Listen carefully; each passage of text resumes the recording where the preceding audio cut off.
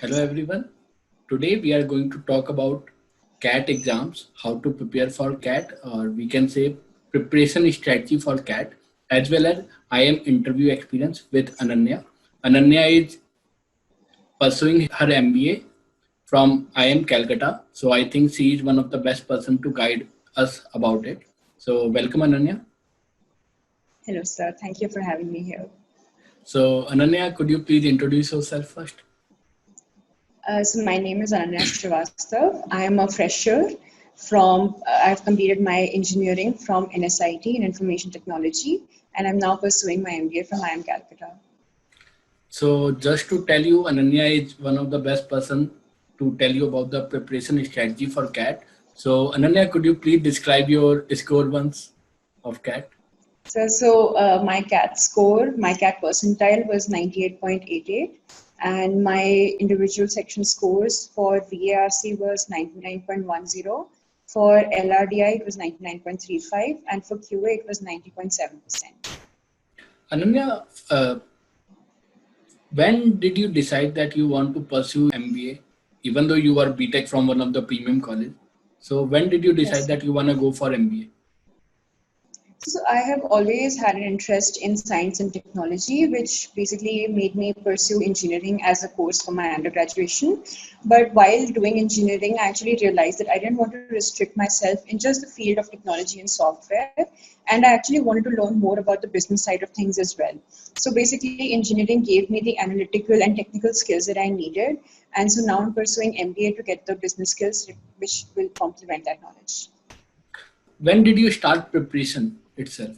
Did you join any coaching? Did you only use online lectures or something like that? So I joined a coaching class near my home in January 2019, and I started my full preparation from summer, which was basically from May of the same year. So within the 6 months, you cracked the CAT exam. So do you think 6 months is enough to prepare for CAT?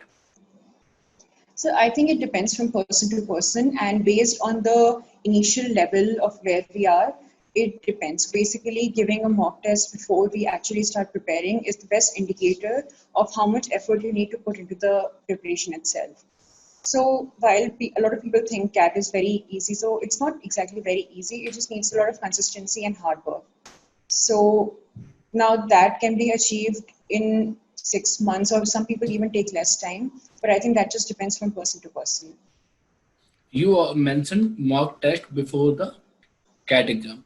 So why should we evaluate ourselves before even start preparation? So I think giving a mock test before beginning the preparation gives you an idea of where you stand with respect to the entire exam. And it also helps you get an idea about how the format of the exam is, what are the different sections, what kind of questions are asked in each section, and so on. So basically, giving the mock test before the preparation gives you an idea about what your strengths and weaknesses are, and so you basically know how to better manage those strengths and weaknesses and how to prepare for it in a way that you can excel at all of them. What is the CAT pattern? So basically, there are three sections. It's a 3-hour exam, and so each section is allotted 1 hour. So the first section that we have is VARC, which is verbal ability and reading comprehension. The next section is DILR, which is data interpretation and logical reasoning, and the third and last section is quantitative ability. So there are a total of 100 questions divided across the three subjects. And so basically, each of these are attempted in the particular order that we have, and 1 hour is allotted to each of these subjects. If we are very good in verbal, it's not like we can solve it in some time and use that extra time in other section. It's not possible. No, sir. No, sir. So it's 1 hour per section. And so even if your exam is completed, maybe if your verbal section is completed within 40 minutes or so, even then you have to stay in that section for 20 minutes. So you have to complete the time slot, and you cannot switch between sections. The candidates who are participating in the CAT exam, either they are already working somewhere, or either they are graduating or they are studying somewhere. So how to manage the time, because time management is the key. how you did that, how you manage your time, and what do what tips you want to give others about it? So for me, because I was pursuing my degree, I did not have much time during the weekdays. So during the weekdays, I actually found time after my classes were over. So maybe an hour or two after my classes were over on a particular section during the weekdays. And on weekdays, I had my classes. And in addition to that, I used to give mock tests or sectional tests, and then the analysis of the tests as well. During the weekdays, everyone gets busy, so maybe an hour or two on the weekdays, and then more time on the weekends to compensate for that. Is the quant is only up to the math of the 10th class, or it's somewhat complex math? No, so it's very basic maths. So most of us have studied that till 10th class. And so it's all the topics that we have studied till 10th. So basically a lot of geometry is there, series, basic algebra, and basic number theory. So, and in addition to that, the only thing that I feel might be a bit different is coordinate geometry, which generally we learn in 11th, or more of that we basically learn in 11th. But that's also very basic and it's very easy to do and easy to grasp. So that's not very difficult, I'd And say. what about the verbal and logical reasoning? That's also up to the school level? So verbal reasoning, so VARC generally has its verbal ability and reading comprehension. So there are a number of passages given, and then there are questions based on the passages. And for VA, we generally have maybe arrange the given sentences in order that makes sense, or maybe a paragraph is given and we need to find an suitable introduction, or a suitable summary for that paragraph and other such questions. So it's not any level per se, but more of a general skill. So basically, VARC, the best thing to prepare for VARC is to generally read and read consistently and read a variety of different materials. So reading the newspaper or books is very helpful for that. Because for VARC, the topics for the paragraphs might be very variable, so they might be ranging from technology to history to maybe arts or sciences, so it can be based on anything. So having the ability to read different kinds of paragraphs and to basically analyze them is something that is necessary for VARC. And so LRDI, logical reasoning, is basically we can have arrangements in logical reasoning or way to arrange them, a given problem for that. And for DI, it's basically data is given in the form of maybe tables or graphs or charts, and we need to interpret it to solve the questions that are given below that. So, Ananya, many of us are not very much into English or verbal reasoning because we are not very keen to study English after 10th class. So, what do you suggest? How should we prepare for verbal reasoning? How much time should we give? Because we can't read words daily. So, what do you suggest? So I think for verbal reasoning, the best activity is to read newspaper. So reading the newspaper, it's also a very good habit in general, and that also helps in the interviews that come later on after CAT. So the reading the newspaper every day is the easiest practice, and so in general, it's also a very good habit. So that's the most helpful thing, I'd say. And apart from that, there are a lot of books. So one book that is suggested by almost everyone is Word Power Made Easy. So that is one of the books that people read to help with VARC. And so the other thing that basically I did was, so I am an avid reader, so I used to read in general, but apart from that, I did start reading the newspaper So, for VARC. you have mentioned that 1 hour a day that might be enough for most of a student. So, this is apart from your verbal uh, reading preparation because you also reading which you are not including in that part in 1 hour, is it? Or you are also including that part in that 1 hour? No, so basically, reading the newspaper is something that I just did whenever I had the time.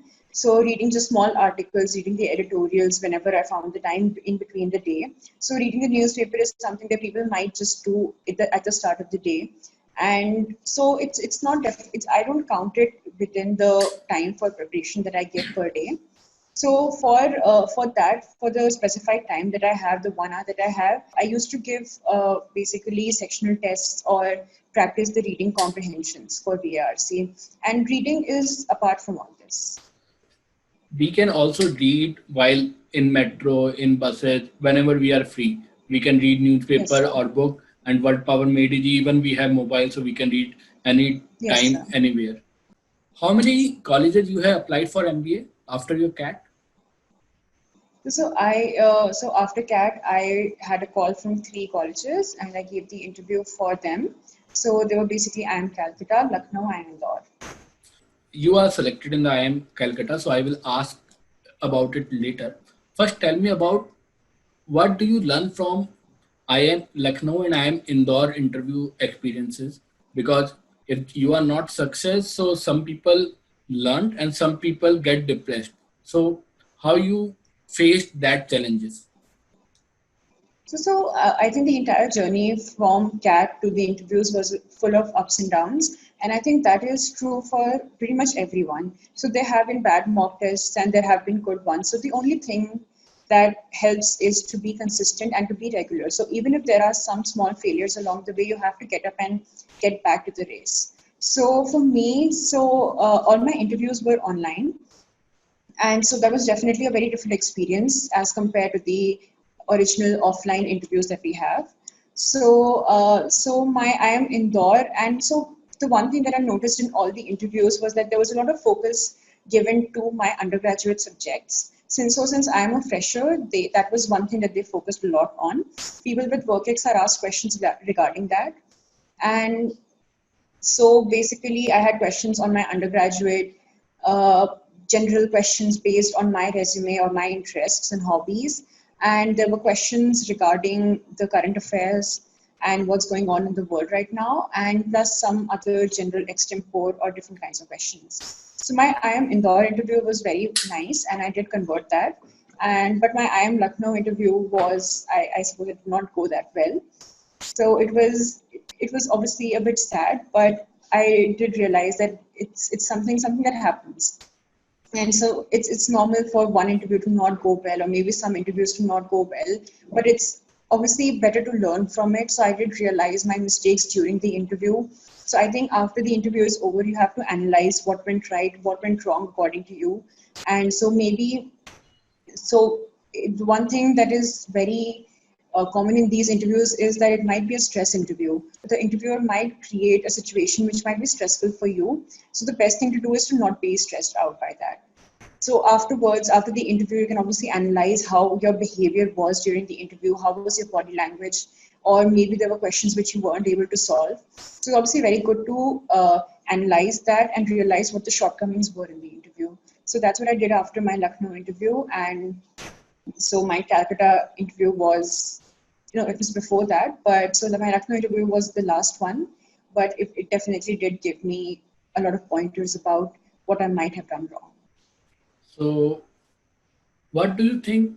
What should we focus for IIM interview itself? Because you have mentioned they ask about experience. Many people think they might ask anything, but you told us that they first thing they focus on resume, then current affairs, and then case scenario, whatever they are checking your stress level. So what should we keep in mind while giving the interview?